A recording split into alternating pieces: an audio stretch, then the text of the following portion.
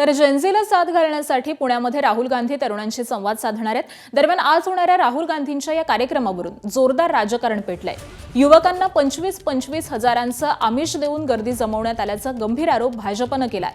छात्रों की गूंज या कार्यक्रमाला पुणे पोलिसांनी जवळपास 30 अटींसह परवानगी दिली आहे। त्यामुळे एवढ्या अटी शर्ती कशासाठी असा सवाल देखील विरोधक विचारतायत। या कार्यक्रमाला साधारण 8 ते 10 हजार मुली उपस्थित राहण्याची शक्यता आहे। पुणे मुलींच्या पहिल्या शाळेचं शहर आहे आणि त्यामुळे या ऐतिहासिक शहरामध्ये राहुल गांधी मुलींशी थेट संवाद साधणार आहेत।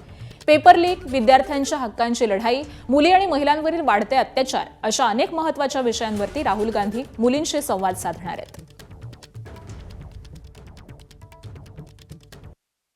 राहुल गांधी आपण 25-25 हजार रुपयाचे आमिष देऊन आपल्या छात्रों की गूंज या कार्यक्रमाला युवकांना या ठिकाणी प्रलोभन देऊन बोलवण्याचा प्रयत्न आपण करत आहात। कारण या देशाचा युवक हा पंतप्रधान नरेंद्र मोदीजी आणि महाराष्ट्राचा युवक हा महाराष्ट्राचे मुख्यमंत्री देवेंद्र फडणवीसजी यांच्या मागे खंबीरपणे उभा आहे आणि त्यामुळे तुम्हाला तो रिस्पॉन्स देणार नाहीये आणि म्हणून आपण 25 पैसे देत आहे।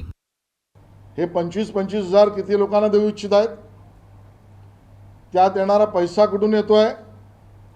तो काँग्रेस कार्यालयातून येतोय, टिळक भवनमधून येतोय का विदेशातून आर्थिक मदत मिळवणाऱ्या संघटना काँग्रेसच्या माध्यमातून हा पैसा घुसवत आहेत?